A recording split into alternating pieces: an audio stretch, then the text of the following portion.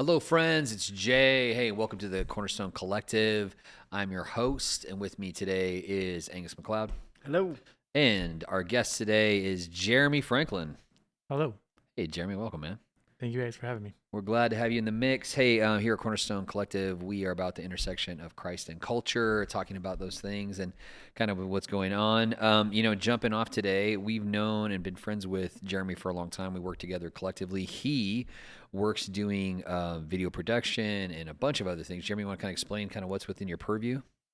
So the short of it is anything that has video, I usually have my hands on in some way, shape, or fashion.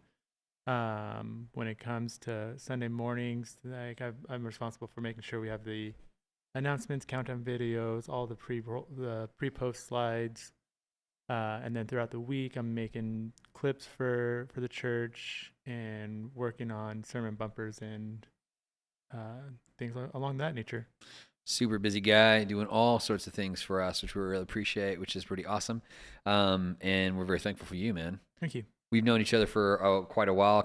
I got to know you when I was in my early 20s, and you're like a teenager, kind of coming out of that, and then you headed into the Army. Yes. Kind of after school, and then kind of into the Army. Right.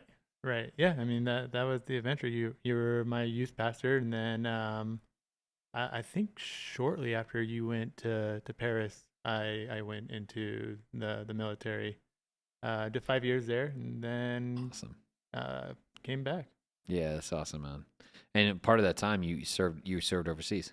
Yeah. I did a short tour in Afghanistan. It was just a 9-month tour, but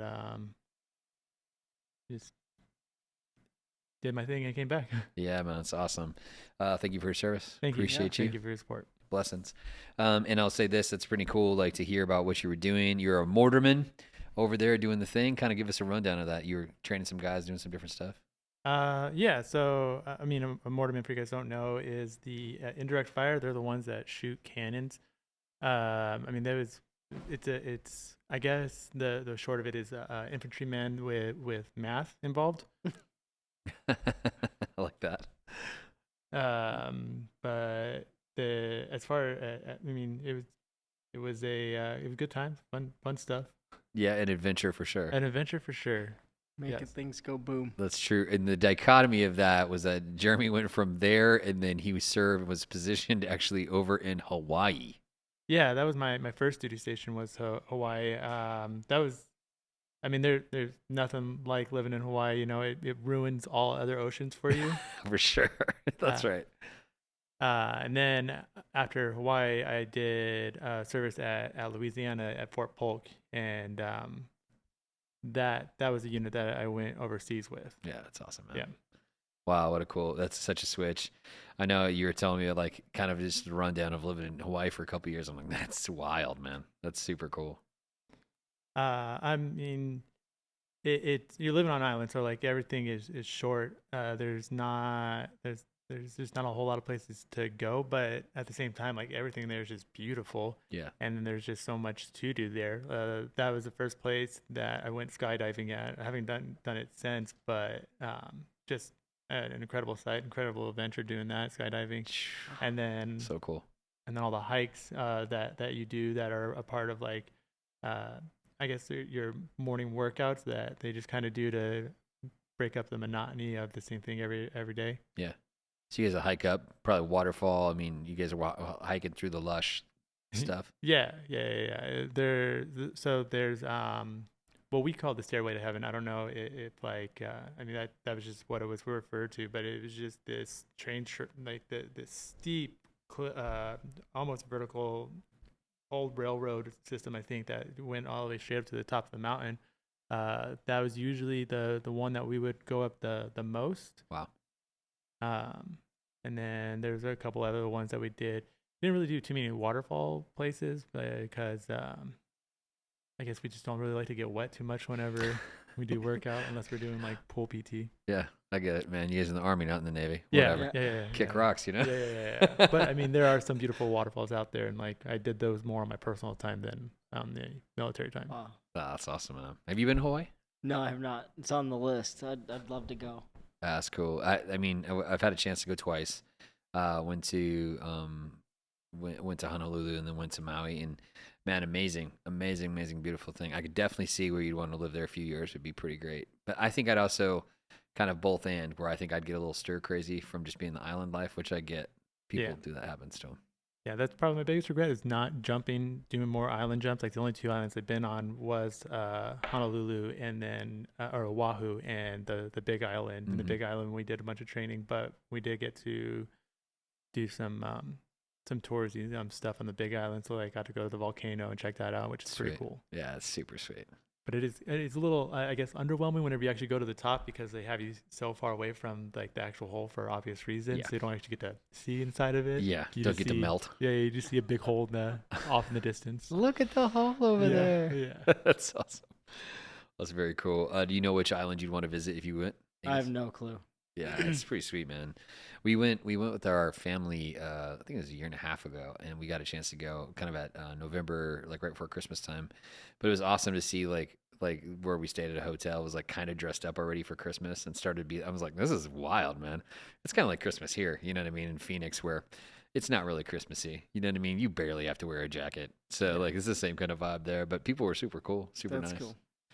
We like really enjoyed it. We ran all over. The main part of that trip was in Maui, and so we ran all over the island. We drove from one into the other. Saw Lahaina. That was after the fire, sadly, which we went through the tunnel and then saw all the devastation. And just hearts go out and prayers go out to those families. I know they're still, even now, you know, people don't really think of them, but they're kind of rebuilding still, trying to figure it out, navigate. So, yeah. Pretty cool, man. You know, I guess I didn't get the memo, but I'm the only one that's not rocking a really good mustache situation like you guys. So for those that aren't watching, like these guys both have some epic mustache situations going. It's very, very good. I like it. Did mustache influence? You guys have someone that influences your mustache situation? No, for me, the whole reason I did was because it helped me to be differentiated from the kids that I worked with. When you were a teacher? Yeah. So I worked at a K-8 school, and anytime I went over to the junior high side, they wouldn't get out of my way because they were all taller than I was. And so it was one thing when I was on the elementary school side, but then when I'd go over to the junior high, they'd look at me like, who is this guy pushing a cart? So I put a clown horn on it, you know, bike horn on my cart, and then started to grow facial hair. So I'd honk my horn and people would look, and then they'd see somebody with a mustache. They're like, oh, let's get out of his way. Yeah. So that was the whole reason I started growing my facial hair. I thought maybe Scottish roots, like you had someone in particular. You're like, no, this Scottish lord, you know. Not at all. William Wallace, whatever it was. This was the least objectionable style that I came across. Yeah. I've seen you have it, like, because you have more of like the Billy goatee on your beard. Have you? I mean, you've seen you growing it out like a little bit long. I've wanted to grow it out long enough to put beads on, but my wife says no on hard that. in the paint. So so once it gets to a certain point, once it starts to really curl under, I don't really care how my profile looks. Just give it a little trim. Yeah, unless I'm going to be putting beads in it, there's no need to go that long. Yeah, that would be a choice, especially because, you know, you got all those daughters, man. You got 3 daughters, and they might have a choice of what beads go. I'd love to go back to the mohawk, you know, the braided mohawk and the long beard, braided goatee with some beads in it. That's definitely a look. He's run it. I mean, back when, so Angus has served in a lot of different positions here with us at the church, but more specifically, he's run like a mohawk from time to time, especially with youth camp season and other stuff. This year, you had like a blue head half the time. Well, and that's actually why I shave my head now, is because during it all started off as a competition between BGMC and Speed the Light, and whoever won got to choose my hairstyle, and it came out to be a mohawk. But those are like giving organizations that like students give to, kids give to send help to kids and teenagers across the world. Yeah, and so with that, after that first year, the students got such a kick out of painting my head that now it's kind of tradition that I just shave my head for camp, and then they get to use it as a fresh canvas for whatever color we are. That's funny, man. Yeah, it's fun. That's pretty great. Jeremy, any mustache, any inspiration? I mean, it's more of a rebellion, I guess. Like from the time in the military, you know, everything has to be clean shaved. And when I got out, I was sick and tired of shaving. And so I just kind of let it all grow. And Mm-hmm. then the wife was like, oh, let's clean this up a little bit. Yeah, And yeah, so yeah. Yeah, I was asking him because he did it and it was pretty shocking. It looks great. Mustache looks solid. I mentioned it in a meeting this last week just as a joke, just not as a joke because it looks good, but more like oh, and Jeremy shout out to his mustache and like people actually clapped. It was really good. It was really good. I can't get claps for things I say, man. You're getting an applause break for the mustache, which is strong. it was living up to one of the C's, the celebration. There you go. There you go. The 7 C's. That's it. 100%. I love that. We're headed in there. Hey, we're going to talk a little bit about technology today. Jeremy works a lot with technology, and that's something that all three of us like. And so we kind of dialogue about it. For you, what do you think has been the biggest jump in technology, that you think of? I mean, because I think it's like year by year, it doesn't hit us in the same way. What's something that you interacted with? You're like, whoa, this was huge. I mean, it's got to be the AI, like especially the text to video format, just throwing in words and all of a sudden generating video. That stuff is incredible, and the way that it looks, like I mean, it's scary in the sense that you can never believe what you see now on the internet as being real or fake, Right. and so there's obviously the fear of that, but also the stuff that you can use to create, like the AI Bible stuff that comes out and bringing those stories to life is so cool and such an incredible tool that we now have access to. Yeah, that's true, man. That's very true. Angus, you and I are slightly older than Jeremy by some years, kind of like similar to Gage, which shout out Gage. He's with some family. They had some death in a family, so they're there, and we're praying for them. But you and I grew up kind of in the era of like Back to the Future and whatnot. Like, I always wanted a hoverboard, man. I Yeah. always wanted something like that. What's for you? What's been the big jump that you've been like surprised by? I would say the same thing. I mean, is AI, but I mean, there are some incredible jumps like that I talk about all the time with the kids, like going from CDs to iPods and Yeah. MP3 players and stuff. That was wild. But I would say the same thing with that Jeremy. I would echo all of the same things that now there is no limit because if your mind can think it, AI is pretty good at taking it from a concept to reality. Yeah. And with just a little bit of tweaking, you can get exactly what it is that you're thinking. And I think that it's got incredible power to do good, but also like Jeremy was saying, incredible power for evil because you have no concept as to what's real and what's not. And Yeah. you have to be really good at figuring out how to figure out what's sure. real and what's not. Yeah, that's 100% right. It's been really interesting in seeing like kind of the shift and that stuff happen. I think for me, the biggest one was probably the move to cell phones because we was so landline specific when we were growing up as kids. Like Angus and I are kind of in that generation that's like right between X and millennials. So we're kind of like the zennials or whatever they say. And it's people that grew up as kids with no tech and then as adults and even as teenagers with tech. So it's really interesting as far as that shift to see where it's like, dude, no one could get a hold of you. You were just roaming free out in the wild. Yeah. And then we started getting pagers and then like phones almost straight away. And then you're kind of tethered from then on. Like it was just that way. Mm-hmm. I think the other one in my mind was when they came out with the iPhone and it went from like tactile buttons, even like on a BlackBerry where you actually had buttons for your whole QWERTY keyboard.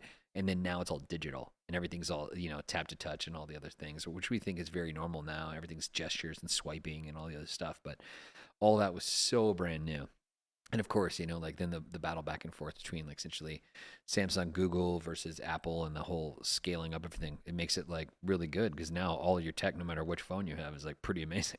Well, I remember things like Back to the Future and stuff where it was video calling. And you're Right. like, man, how amazing would that be if you could actually see the person you're talking Yes. to? Now you're like, why are you video calling me? Wouldn't a text do? We've given up on the bit of It's it. just a completely different thing. Like, Yeah. I mean, it's just so wild when you look back at some of those things, like the hoverboard. And sure, it's not like we had all hoped it would be, but, Right. Man, some of the things we're getting closer and closer to, it's pretty exciting and wild too at the same time. That's true. That's such our age specific. Did you ever see that, Jeremy? Did you ever see Back to the Future? Yeah. I mean, I grew up relatively close to that era. I mean, Yeah. I'm not like that much younger than you guys. Sure. But yeah, like to your points of just the technology and how it just becomes normal and even the concept of the cell phone, like I grew up too, where like I'd pick up the payphone, dial the collect, and be like, I'm ready to be picked up, mom, and then hang up. Yeah. The hacks. Yeah, for sure. Yeah. The classics. Yeah, you see everybody doing that after the movies or like a roller skate place or something. I don't even know if roller rinks still exist, but yeah. Yeah, I think they're very, very few. But we had some famous ones out here by where we were at, and people like they would drop their teenagers off. You skate all night, and then 10 o'clock or whatever, everyone's trying to use a payphone. Which even that's like wild, just dropping off your kids. Like that concept now, it just so different. Yeah, technology, just how much it just rapidly changes things and just makes more relevant of like dangers, I guess. Yeah.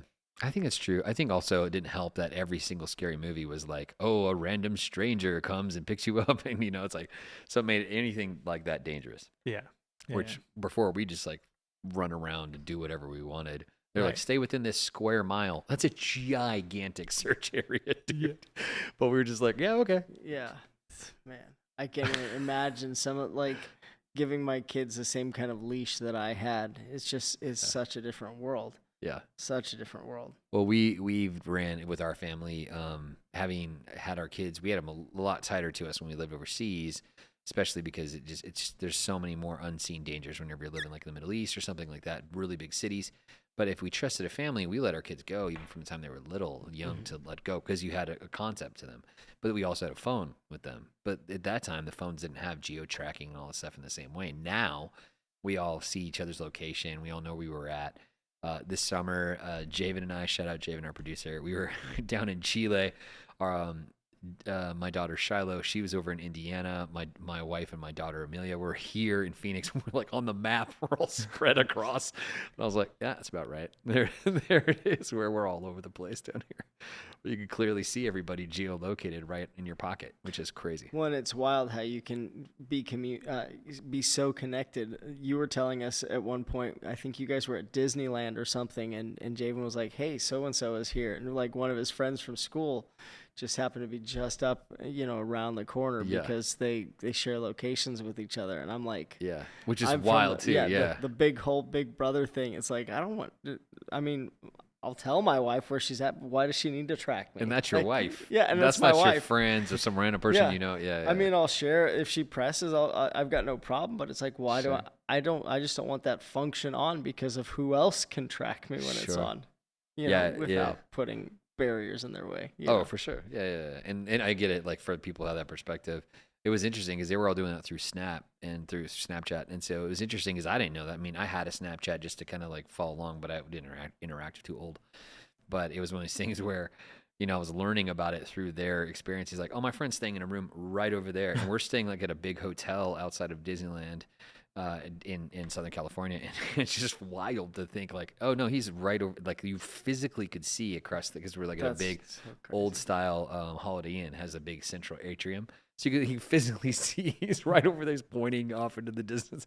I was like, that's crazy. You know what I mean? Wild. So it was really interesting to see that and like learn something about like how fast those things can go. I heard a parallel one time. They were talking about all the things that happened on a really old show called Dick Tracy, which was about like a guy who was a secret agent type person or like a crime fighter. And it was like kind of a throwback to like the 1930s, but with like future technology. So he had like a watch where he could talk to people, which we all have now. That's like why I wanted an Apple Watch. And you could do it or like you said, video calls, which was all like future like stuff, Star Trek, like communicators and all. It's like, dude, we have all that. Like all the doors that would open automatically. That was not a thing. And then suddenly it was everywhere. See, and I wanted an Apple Watch so that I could open my garage with my watch. Exactly. Yeah, because you have all those automations and stuff. Yeah. And same, we have like smart lights and stuff at the house. It's all automated in times. But it is synced up to whoever's phone is connected to it. And mine was the master phone. So whenever I would go to Asia and travel, like during the year, we were like, you and I, we were in Nepal. All my lights were off by 12 hours. So like my lights are on in the middle of the night and Celeste didn't know how to log in and turn them off. So it's like all these like colored lights. Fantastic. She's like, I couldn't sleep. That's so great. Like, I'll get you a mask. It'll be all right. I don't know. It's really these crazy things, but it was pretty fun. We have been crazy active in doing projects here at the church. And one of the things that that we've been doing is just, it's our main campus here. We have another campus, which is our community center, and then we have some future campuses in mind. But our main campus here was built in 1991, and so it didn't have internet. That wasn't a thing. So we have installed, like, I don't know, how many meters do you think we've installed of Cat 6 or SDI cable or lighting cable? I mean, I wouldn't be surprised if we got a couple miles underneath the floor. Yeah. But like you said, like it wasn't designed for internet or power. The amount of power that we had a ton of power. Yeah. To put into this place too. How much is in each spool? That's a good question, Oh, because yeah, we 'cause bought we've got different sizes, but spools and big spools. ones. Yeah, we've got huge spools. thousands and thousands of feet. Yeah, that's Yeah. true. Yeah. Yeah. And what, I don't know if you guys follow Nate Bargatze, the comedian. You guys know him, who he is? Yes. He is a classic, like, SNL. He was on SNL and hosted a couple times, and one of his whole bits was about how that we're going to use systems of weights and measures that are not like anybody else. So instead of using like kilometers or meters, whatever, that everybody in the rest of the world uses, we use like feet and yards and all. So it doesn't make sense. And his point is, he's like, I mean, well, how do they sync up? He goes, they don't. It's like, yeah. As we're trying to, like, we buy stuff from China or buy stuff from here or there and try, Europe, and trying to make it work. It's like in metric, and we're trying to use standard. We're like, this is a mess. Yeah, that's true. Yeah, there's a lot of cable that we've run. That's I was just trying to think of how many, just an estimate of how many spools we've probably gone through. Yeah, I mean, just for trying to get internet in here alone, we ran through probably 3,000-4,000 feet. Oh, easy. Yeah, for sure. And that doesn't include all the other stuff to, like, cameras. Yeah, that's right. Yeah. Yep. Yeah, we have our facility was, like I said, is built then, and so it's built really beautiful, which the style was finished ceilings, all those other things. It's not like now they have, like, it's all like blown out, blacked out ceilings that are open, and it's all ductwork and all this other stuff. No one cares, but back in the day they did, and so all of ours is all finished out, and it's like acoustic or whatever. But to run new stuff, you have to pop up into and crawl through the insulation to the far side of our building. You're essentially like 25 feet off the ground. Yep. Or more, kind of walking truss to truss in the dark, in the heat, in the insulation. I've had a lot of very spiritual experiences up there in those crawl spaces. The Lord meets you in the dark spaces. That's true, man. He's used it as like twice at least in sermons in the last couple of years as an example. Like, including Jonah this summer. Yeah, actually, we just had a pastors thing here with a bunch of pastors around the state, and I was telling one of them, because he was just we were talking about all the things that you're not necessarily prepared for that come up as a result of ministry, right. All the electrical, the plumbing, all that stuff. And I told him, I said, actually, one of my favorite places, as hot and as miserable as it can be, is the ceiling, because I've had some really meaningful encounters with God. When I'm up in those spaces where it's very dark, it's very hot, you're alone with nobody else but you and your thoughts. Yeah. And when the Lord has a captive audience, he'll speak some things to you, and and he's always just thrown out a real simple statement that causes me to stop and go, okay, wait, what are you saying? Yeah. And then, man, I'll just be floored with some of the revelations that I've gotten as a result of being hot and sweaty up in the crawl spaces. Awesome. I love that. Yeah. Both Angus and Jeremy have been like monkeyed all through all that stuff, and under the stage and under the floors and then the spaces in between. So yeah, credit to you guys. I've done it a ton as well, and it's one of those things where it's like it never gets easier, and you kind of wish that at one point we've just stopped and built a catwalk, which we've talked about a couple times, and then we're like, nah, and then later we go up there for a couple more years in a row. It's just like, okay. But eventually we're going to get to where we don't have to do it. And that will be by building other buildings. Okay. So, we definitely learn our lesson if we go that direction. I will say this one thing about doing projects is you learn how fast technology moves, because suddenly the very thing that we had to run, it's like, well, no, we need to run a different thing now. And it was like, we feel like we're doubling back on ourselves just like a year later or 2 years later. And you're like, man, this is so much effort. You know what I mean? Yeah. been pretty crazy. As we talk about that a little bit, do you guys happen to check out and see any of the drone shows that have popped off recently? If you guys have got a chance to watch any of that? Not seen I have those. not. No. Oh man, pretty amazing. Javen and I got a chance to we were at World Cup in Qatar, and being in Doha, in Qatar, it was pretty awesome because when they started it, man, it's like this whole thing. And then suddenly these drones come out and they're making shapes, and there's soccer players and the soccer ball is rolling from player to player in the sky. It was incredible, man. And it really, I mean, they had this amazing fireworks show afterwards, but it was really cool to see the drone show too, like how spectacular it was. It was something. It was really neat. I don't know if you'd seen it. You ever seen any videos of them or anything like that? I've seen some of the drone shows and things, but I haven't really. I didn't see this one. It makes me think of Revelation, you know, when you start thinking about the things that you're going to see in the sky and all that. Yeah. And I always wonder if drones are going to play into that at all. Yeah, for sure. Know, if we're going to see some drone magic when it comes to. Jeremy, have you seen? I know Jeremy and I have been to like the lighting show in Vegas and a bunch of other stuff where they're showing like these flexible LED panels and all these new lighting gigs and all stuff. Did you see the new blow through LED they're using? How they're flying it with drones. So you just have these panels that are flying through the air. Wow. It's crazy, man. It's just like a TV floating around through the sky. Yeah. Yes. Yeah, that's incredible. I mean, just because we've worked with so much with LED panels and put all that effort into it, like it's just crazy to be able to rig that up, like send the signal and also have some kind of receiver up there to send the signal. Like that's got to be a heavy drone. Yeah, it's huge. I mean, they're big. I mean, they're like these megacopter drones that I think it's the same ones that you use to like fly over, because this is one of the things that we know some people that they do full-time drone flying. It's their job, and they'll go check like power lines with these big, huge drones. I mean, there's like 6 to 8 feet circumference drones, big mega drones, you know, like big money for the drone, but they will fly over, I mean, the big power lines out in the middle of the woods, over the desert, and they're checking miles and miles and miles and miles of power lines to make sure there's no problem.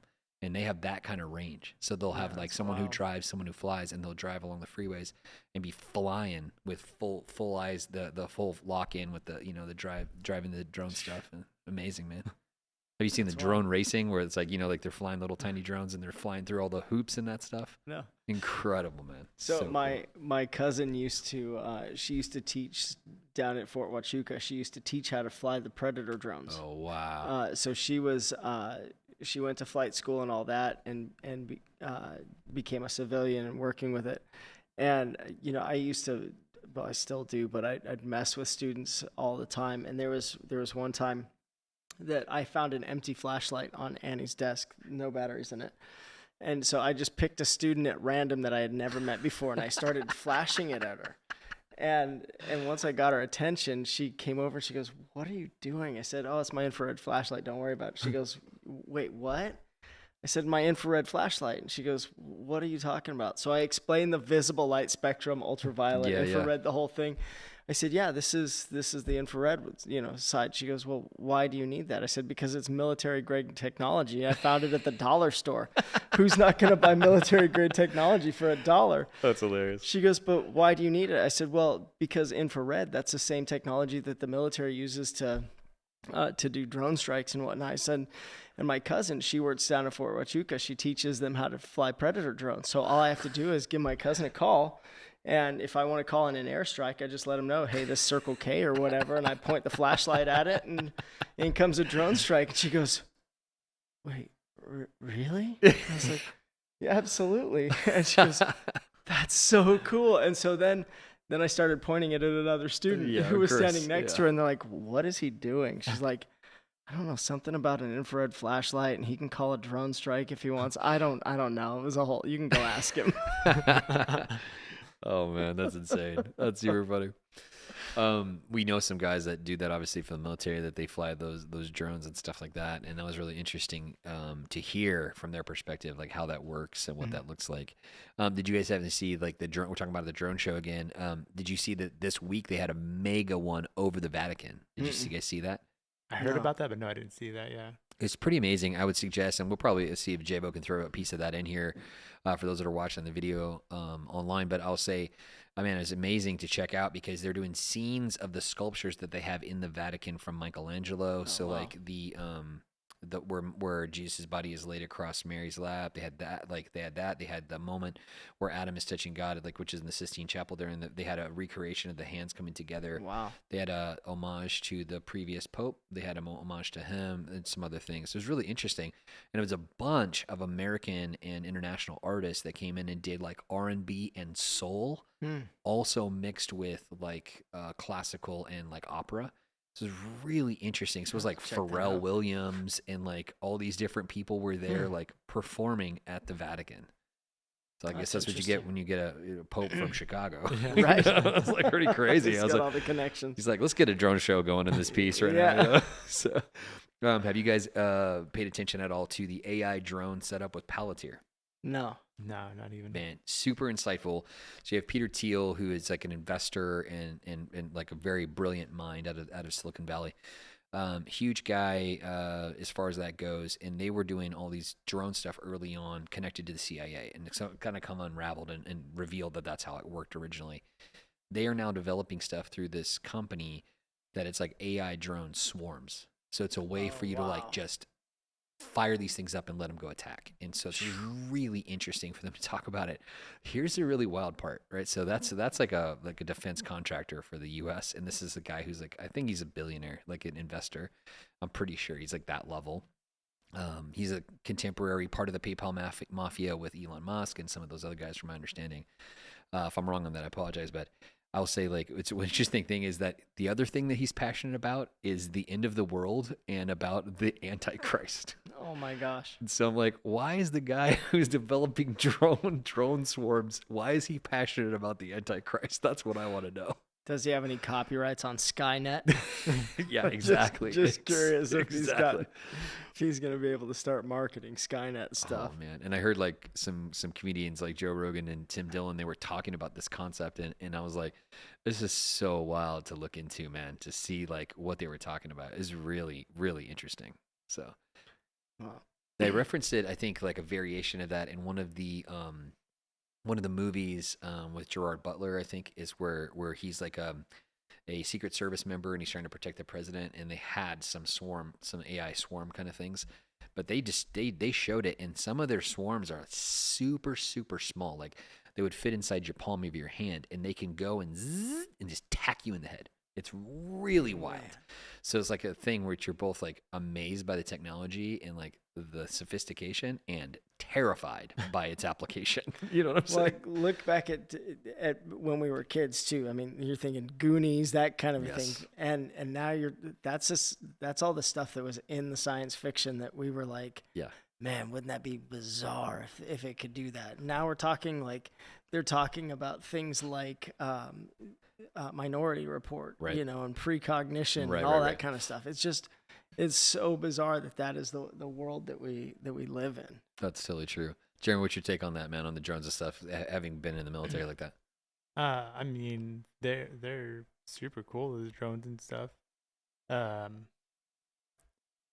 Yeah, the capabilities of what they can do, and the fact that they can essentially make it safer for our military. Like I'm all for the drones. Obviously, you know, there's the fear of them being in the wrong hands, or you being on the wrong side. For sure. Yeah, being used on the population, like or in their own hands. I know. Javen and I have been like this clip. It's a clip of one of the guys from SNL, and it's actually him on Parks and Rec, which is like an old sitcom show.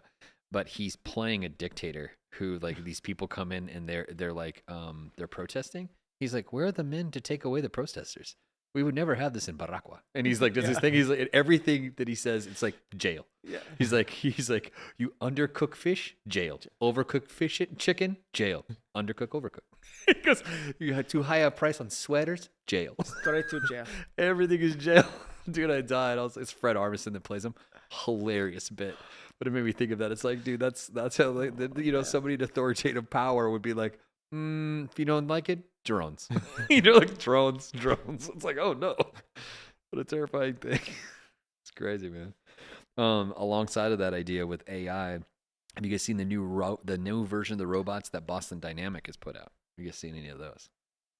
I don't I'm know. missing this stuff. Yeah, So I'm not Boston sure Dynamics, the ones that they originally could like walk slowly on the ground, and you were like, "Whoa!" It's like a humanoid robot. They're usually about like 4 feet tall or thereabouts, 4 to 5 feet tall. No head on them, just kind of like shoulders or whatever, or maybe like a little sensor on top. Now they're starting to make them look more humanoid. But the new ones can do like backflips and run upstairs and jump fences and stuff. It's real crazy. I've seen some. I wasn't sure if I had seen exactly that. Yeah, it's wild the things that Again, it's iRobot. Totally, iRobot. Yeah, that's exactly all I think of too.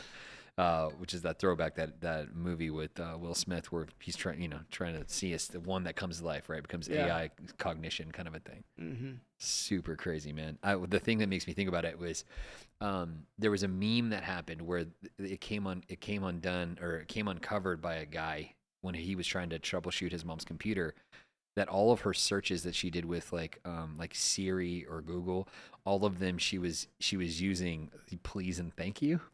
And so all of her thing was like, Siri, could you please do this, or thank you? And then every single time it had all those like marked down in what she was doing.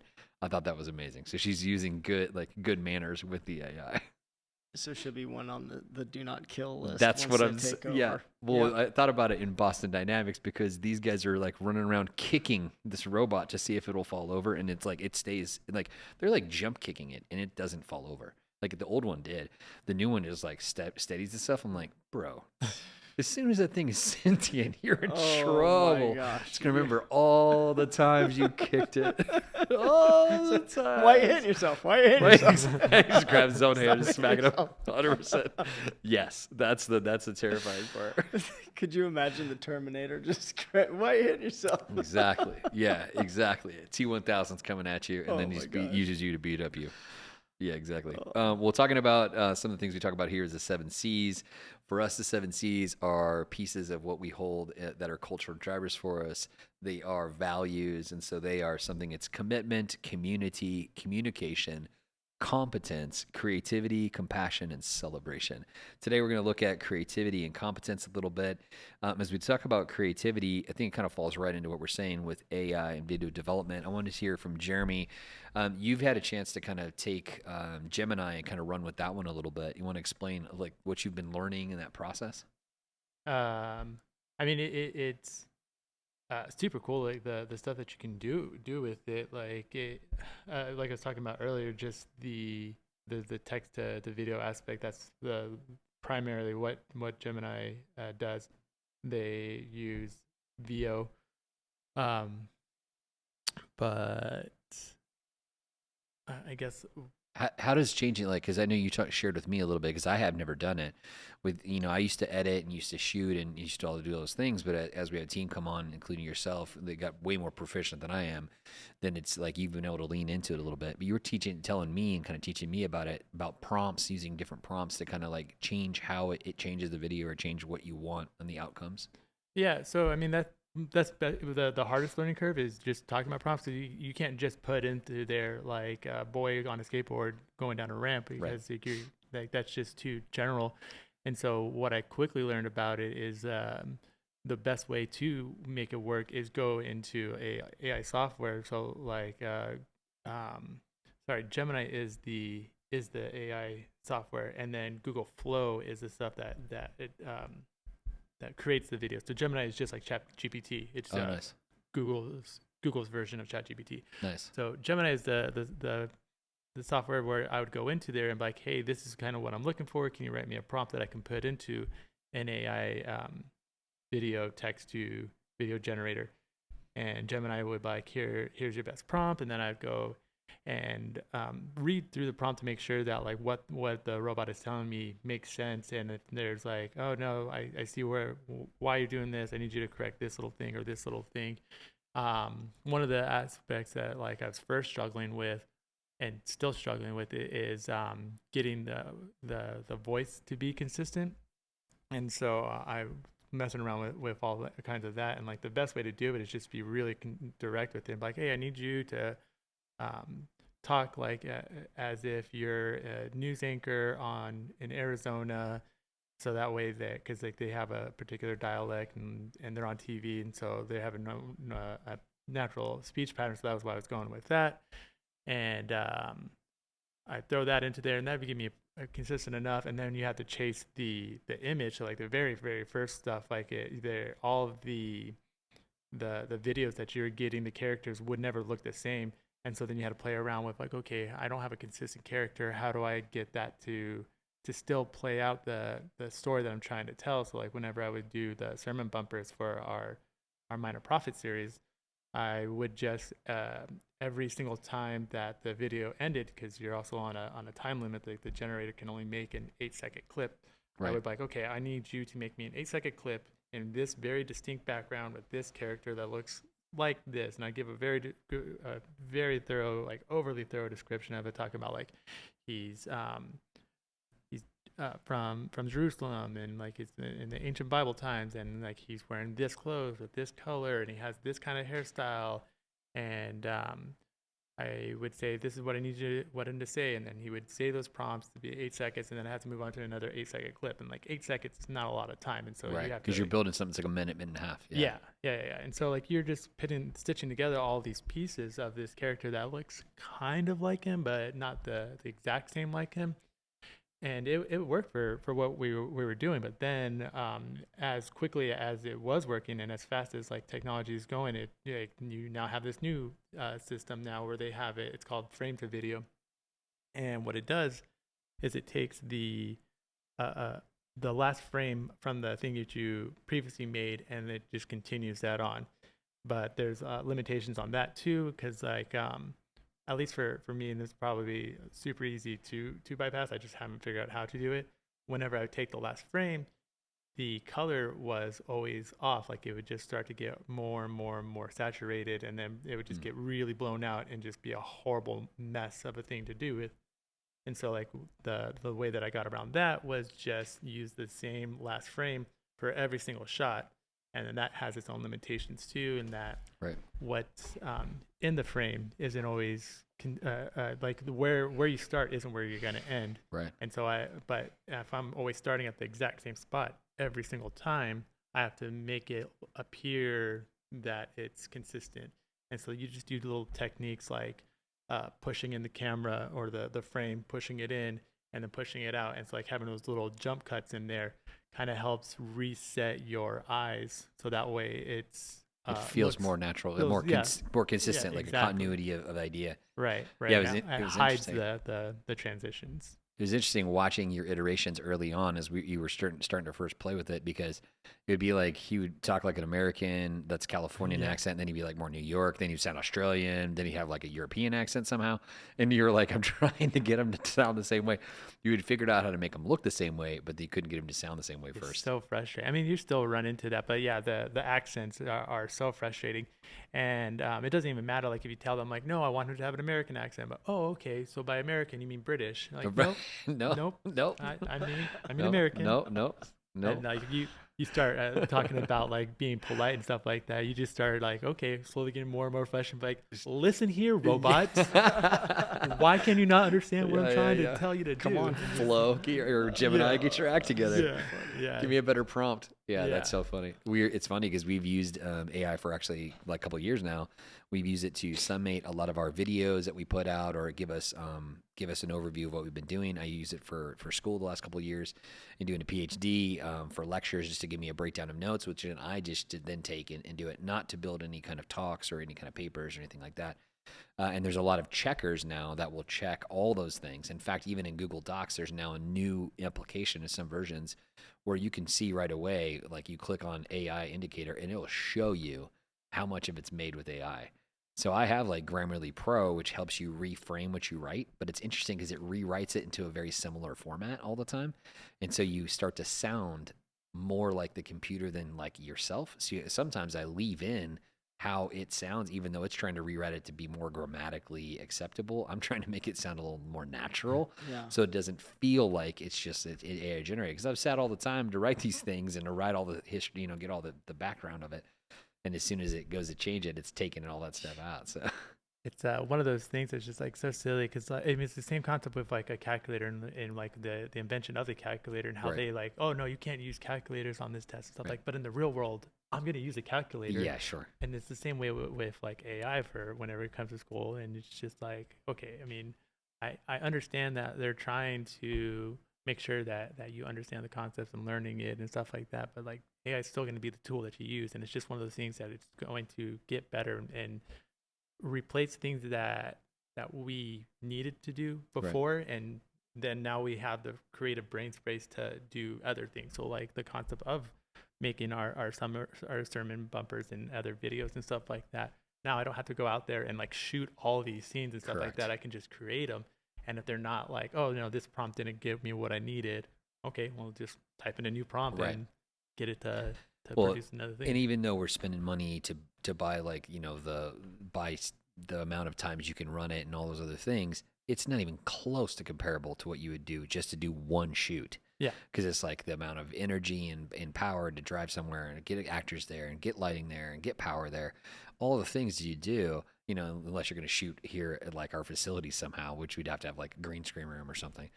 And even then, it's still, you got to be able to chroma key and do all the other things to make it look that same way. Whereas you're creating these whole characters out of nowhere. I know we started dialoguing, and you're like, what do you think this concept would be? And we started kind of creatively talking together about it. And it was like, well, what if we, made it be like a news desk and they're interviewing somebody? And so you ran with that, and then you make the anchors look a certain way. We're like, well, what if like one was African American, one was Asian American? It's like, what if they do like this or they look like this, and the interview's like this? And so you start to like talk about that because you want to reflect like who's in our collective, like who's in our gathering. So it's like, oh yeah, we want to do this, and it's interesting because you could put all those things together and just change it so fast. Yeah.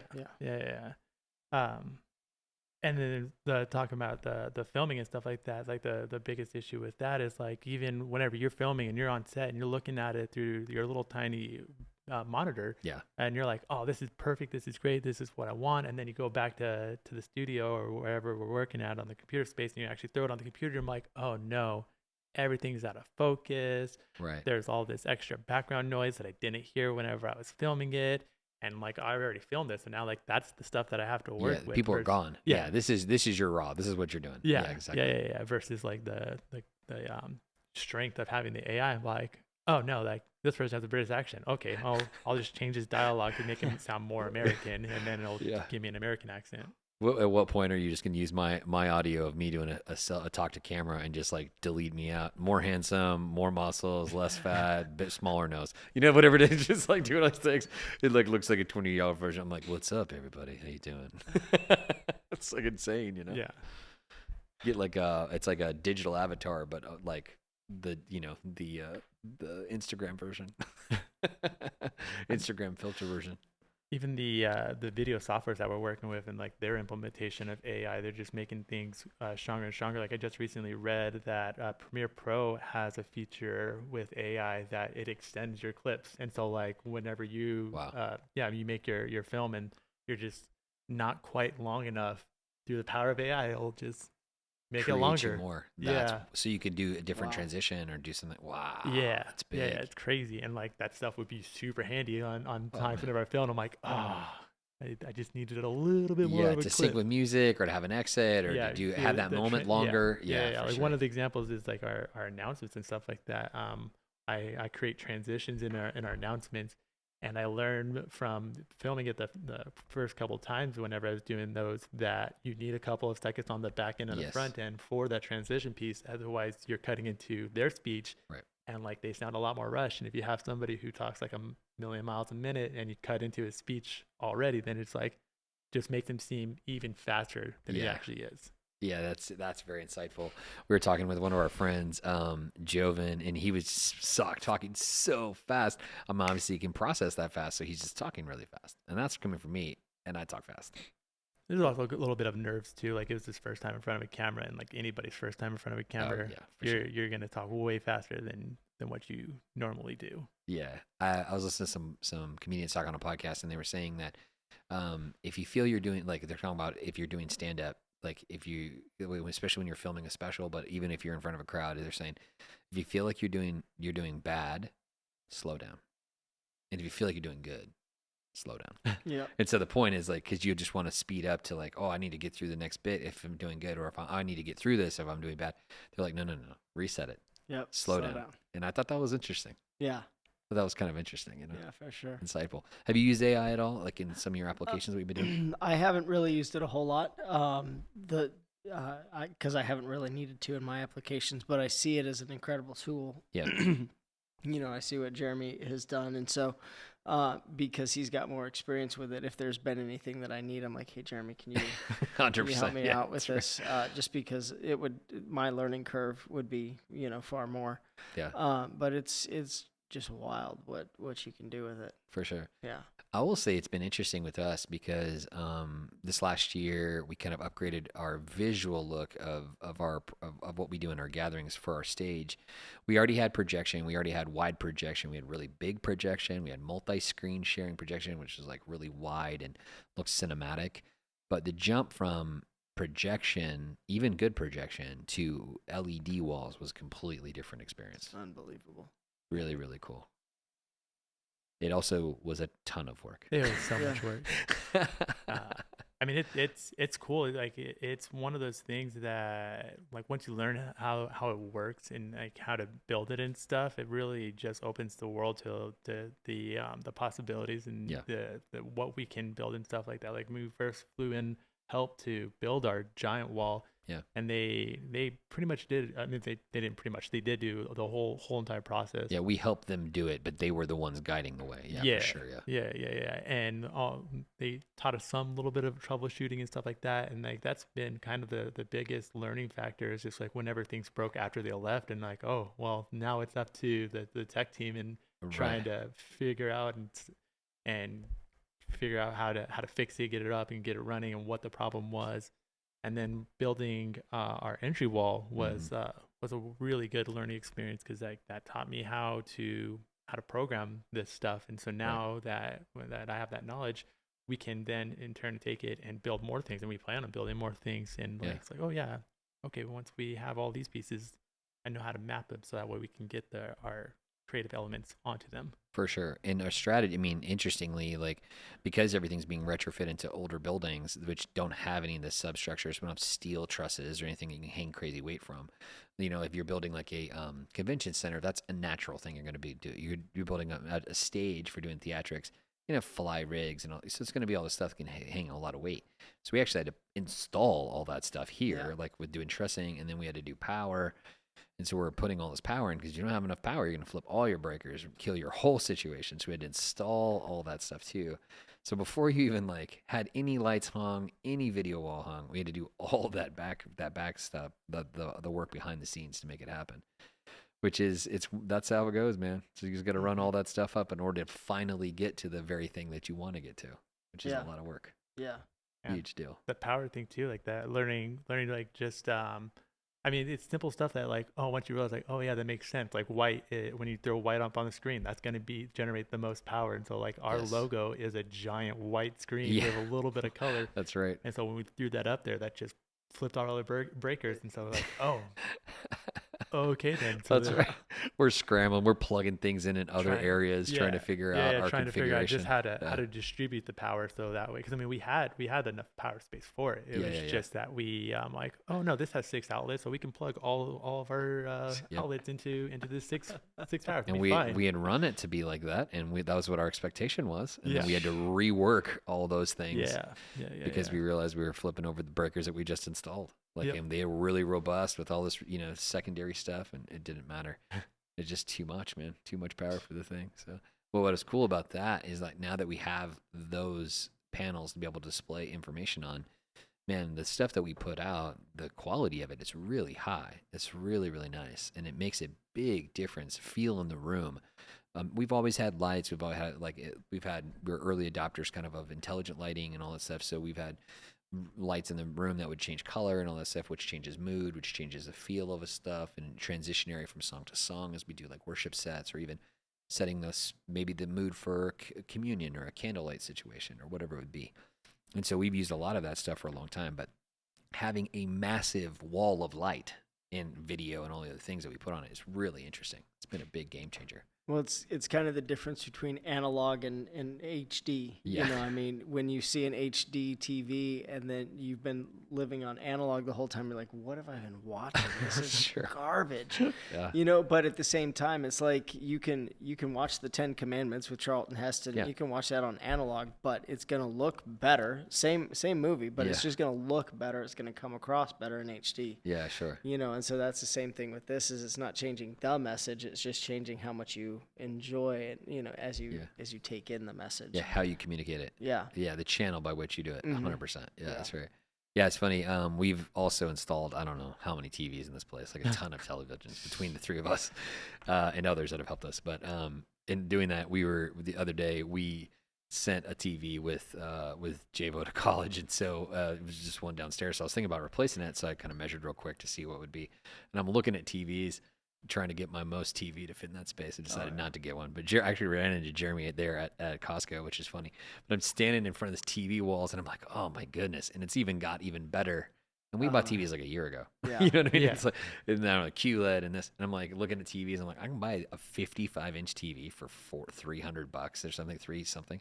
And then I'm looking in the same size as like in the QLED super hyper 8K, whatever is like $1,300. I'm like, that's the normal price I was used to paying. Now you can get a TV for like nothing. Yeah. It's like So cheaper than wild. sneakers I own. So wild. It's just crazy. Yeah, it's pretty wild. And so I think it's technology's so ubiquitous now, and because everyone carries a screen in their pocket as a phone, it's almost like to not be engaging people in a way like that, it almost doesn't make sense. Yeah. You know what I mean? Like you need to be engaging people in a way that they see it, they interact with us, they listen to it. And it becomes something that is like one of those things that we want to interact with, because that's something that's what we're trying to do in being a message and in dialoguing our idea with faith and culture.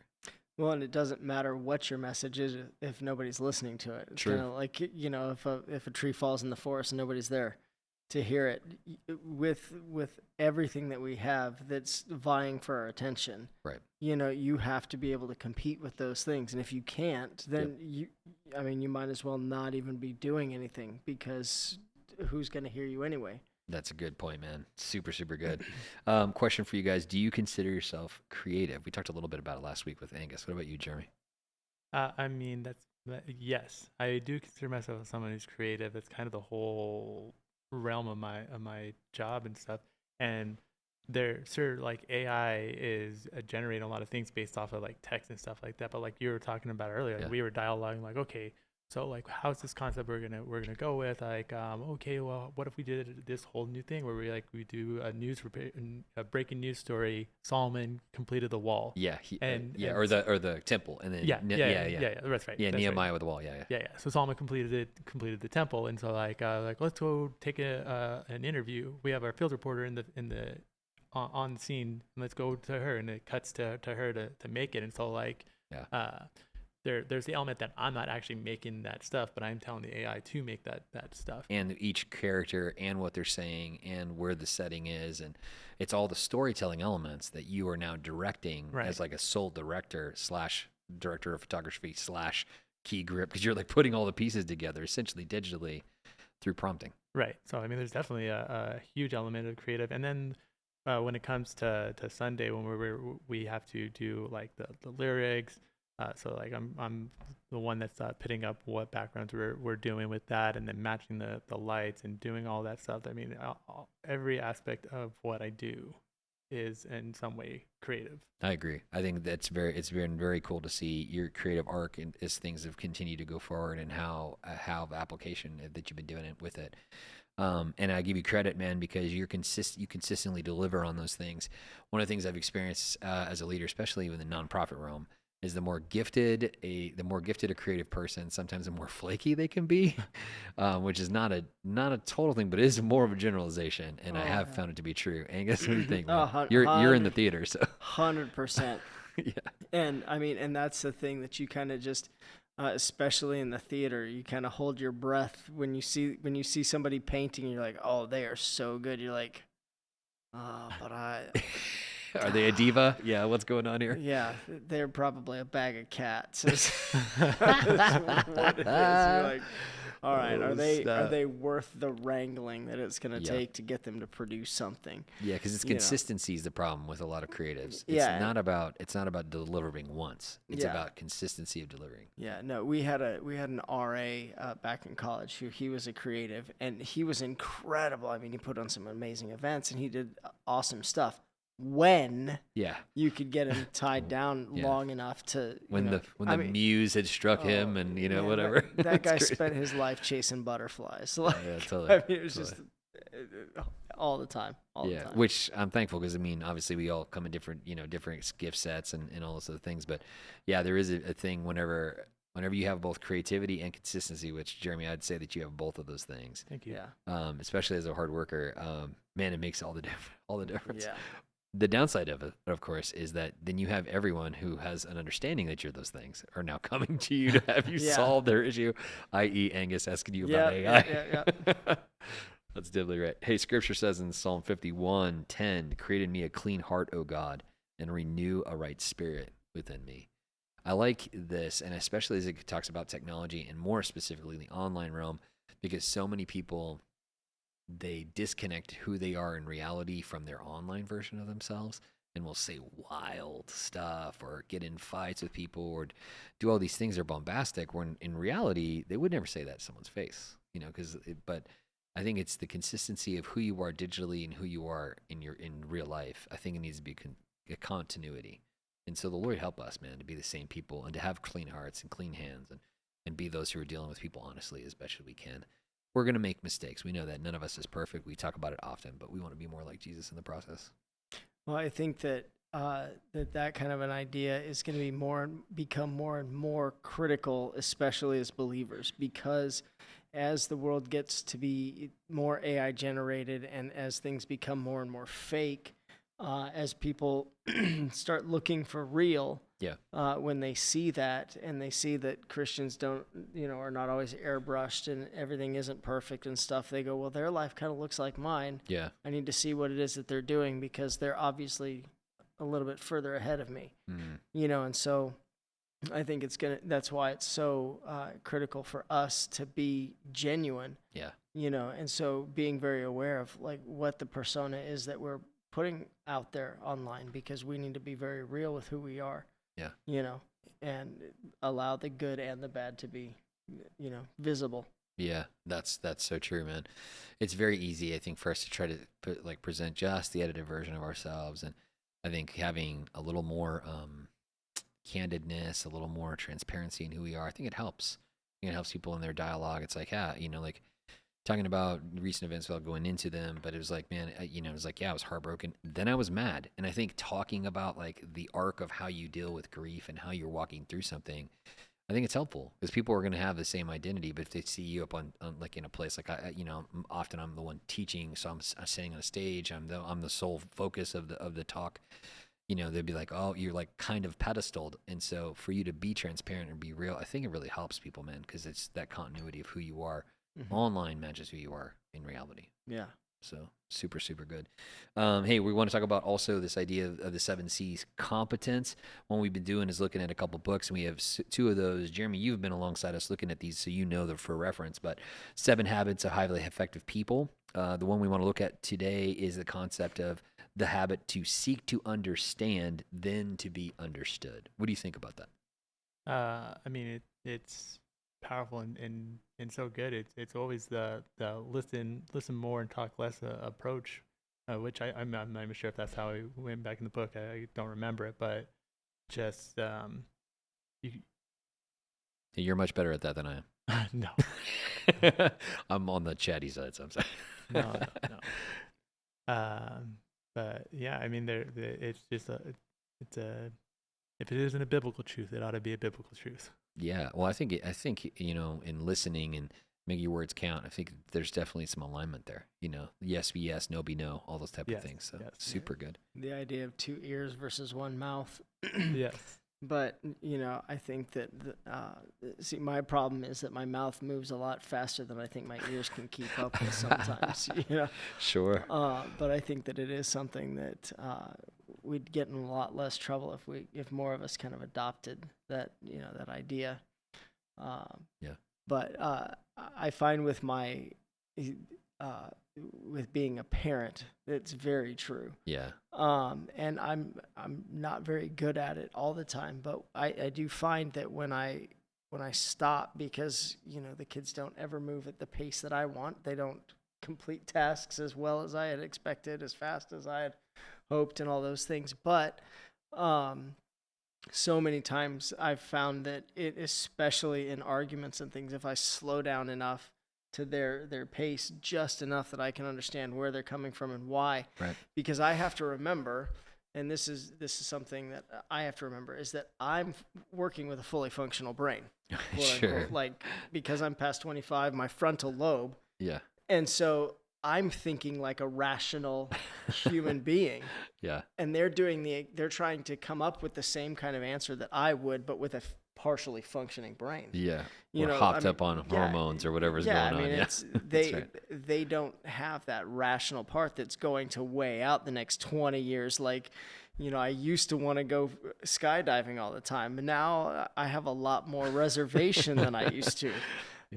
But you got 4 people you got to get through their house and onto their adulthood. yeah, but I think especially like with Quinn, she's one because she's such a passionate person. Yeah, she's great. That for me, when and her and I are so much alike, and so we butt heads a lot, and so for me, what's key is slowing down To understand where she's coming to from. understand so where she she's can coming from, understand you. because otherwise all we do is it's kind of like the northbound Zachs and the southbound Zachs and Dr. Seuss.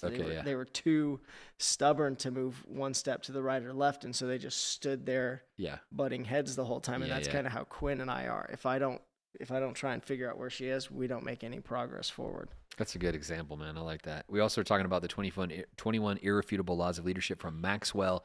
The law that we're looking at today is the law of addition. The law of addition, meaning we add value to people. Jeremy, what do you think about that? Who's someone's given some addition to you, like in your life? I mean,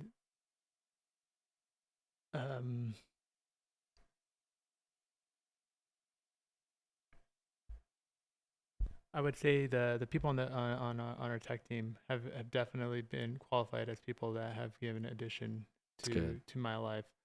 Joel is a huge example. He's the tech director at Shout out Joel. Yeah, at our church, and he's somebody that I constantly go to and just bounce ideas off, talk to him about like what's going on, and it's not even always about tech, but just kind of that person that I couldn't even imagine us being able to do what we do here at the church without him there. Yeah, he's such an asset, such a great guy. We were getting a chance to hang out. He serves on our church board with us and gives oversight to the operation of what's happening in that way.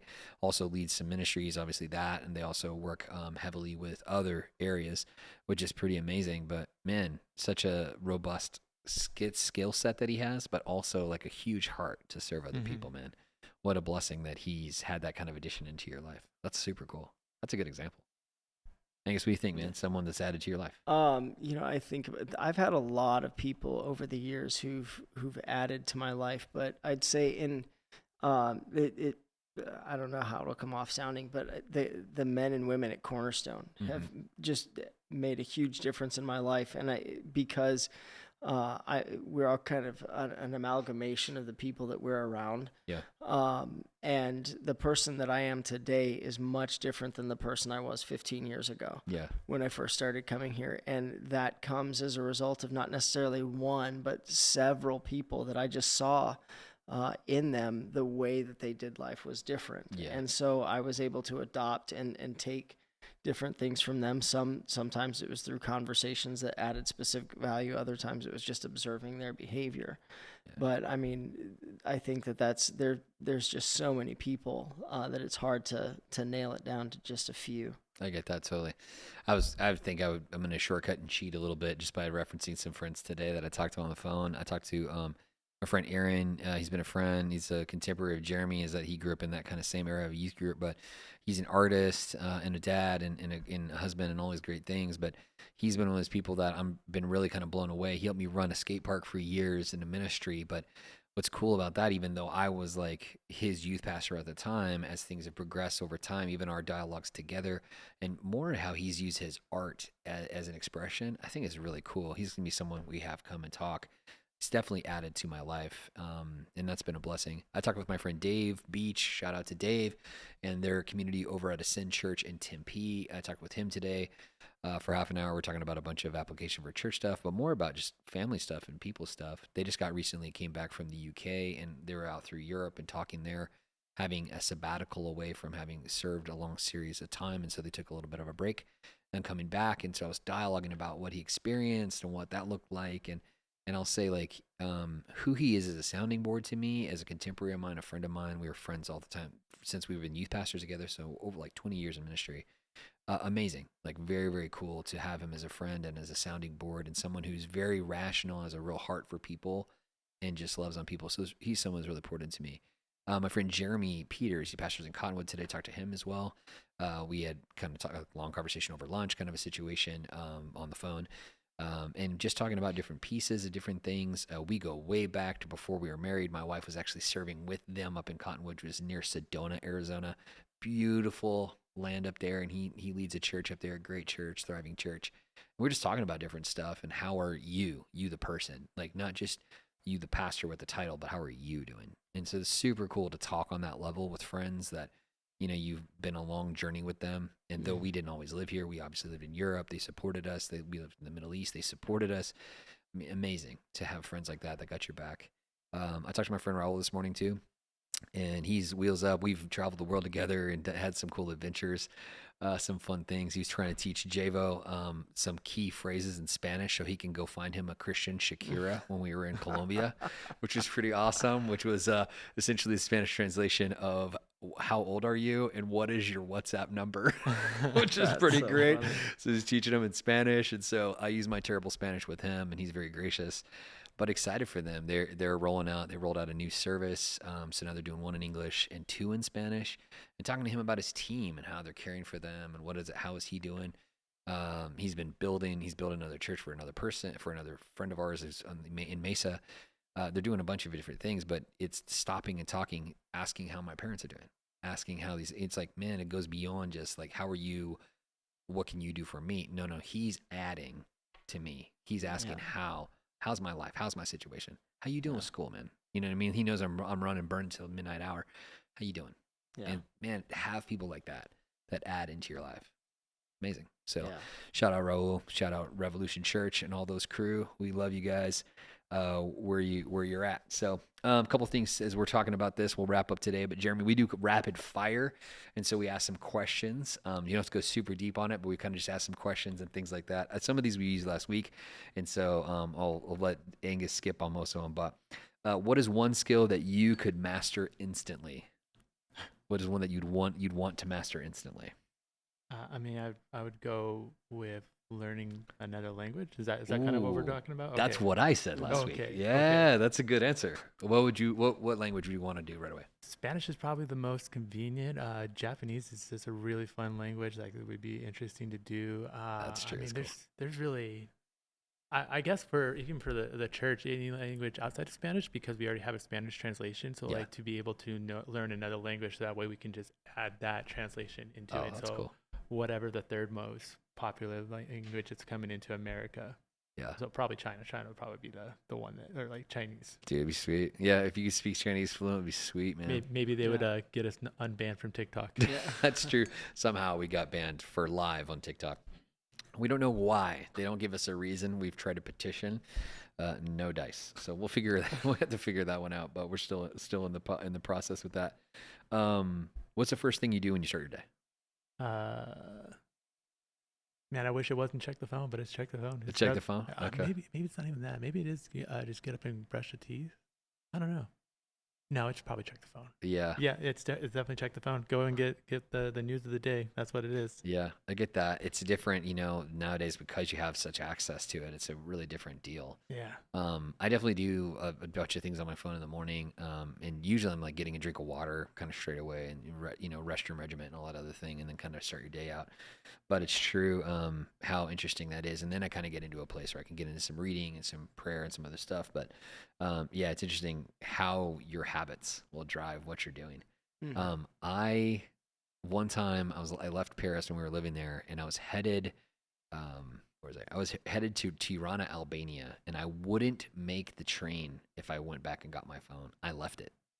And so I did a whole trip without a phone. Wow. And I had an iPad, so I could connect the iPad to the Wi-Fi to tell my wife what was going on or what I was doing. But it was so weird and such a new thing to travel without having a phone on you. Wow. I mean, on planes with no phone, like everything, no phone. Like it was very, very interesting. It was a very, very unique situation. Now, I had a real camera, like a DSLR camera. So I had a real camera. I had an iPad, so I could still function. Had a laptop, so I could still talk to my wife once a day. But it was really one of these things where it was like so bizarre. Partying like it's the 90s. 100%. Yeah, I might as well have just been carrying, messenger pigeons like, wow. Let them go, doing the thing. So pretty crazy. Jeremy, what's your go-to comfort food? Chips and guac. Yeah, I'm saying, man. I said chips and salsa. I'm definitely in the pocket there too. That's really interesting. Okay, if you could live in any fictional world, where would it be? Man, I'm gonna go Back to the Future just because that way you get the time machine and you get the hoverboard that we never got and the flying cards. That's true. That's pretty legit. We didn't think like that. No. What did we say? I said the Matrix. The you world said of the Matrix. Matrix would be kind of cool. I said it depends on which side you're on. Yeah. In the Matrix. You'd be the robot. It'd be a little scary. Yeah. You'd be. Yeah. Exactly. Yeah. Mr. Anderson. Exactly. Yeah. It's fun stuff. Are you a morning person or a night owl? I'm more of a morning person. Okay. Yeah. Kind of thrive in the morning. Yeah. Is your wife morning or evening?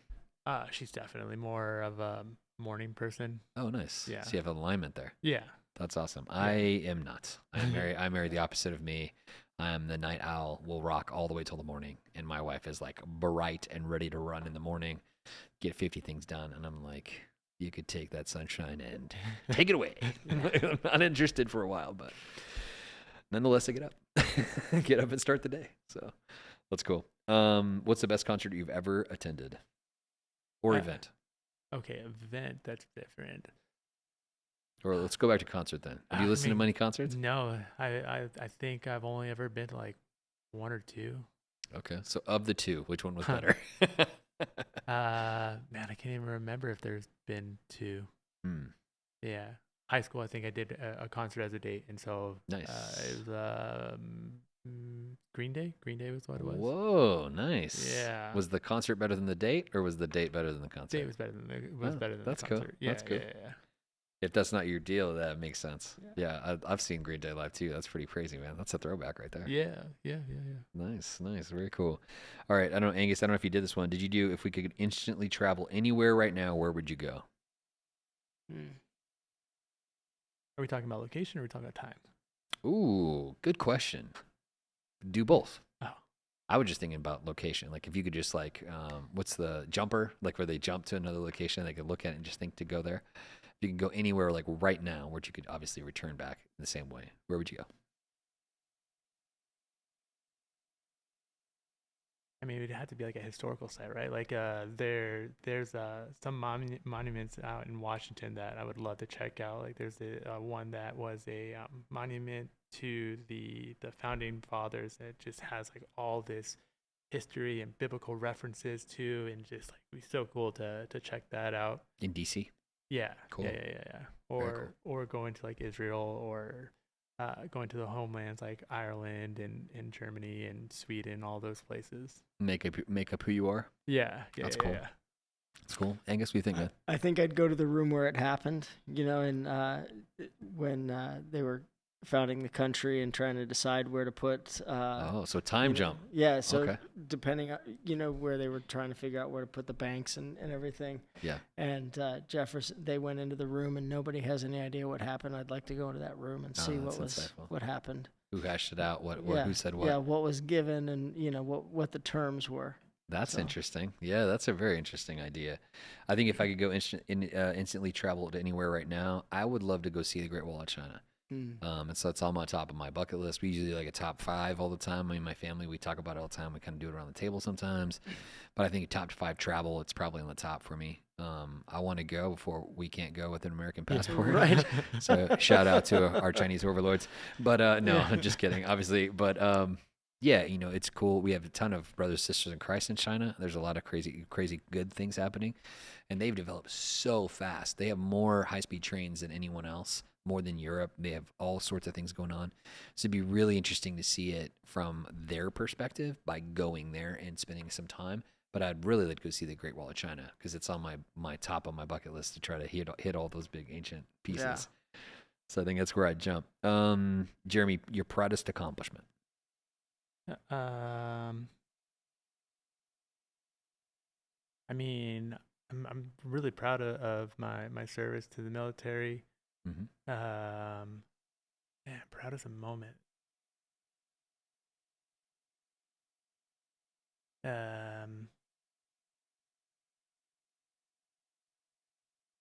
Yeah, I'll say that one. I think it's a good one, man. Service to the military. There's lots of people that don't say yes to that, so very thankful for that, and thankful for your service. That really makes a big difference for us. And I think I've seen myself very much as a global citizen, but I'm very much for America, love America, about America. I want America to thrive. Though I've lived in other places, in other continents, all those things, the whole time, the first conversation is, where are you from? And so as an expat, you're always identified back to where you're from. And so having a real heart for where you're from is important. And we pray for our country and do those things. And we're very thankful for those that serve to make it safe and to continue it forward. So thank God for that. Yeah. Very cool, man. Hey, it's been a good conversation. We had a chance to talk through some technology and some fun stuff. Jeremy, thanks for joining us today, man. Thank you guys for having me. Yeah, it's super fun. Look forward to having Gage back with us and jump into some other things. We're going to have some other guests on as well. But much love to you. The Lord be praised. We'll see you next time.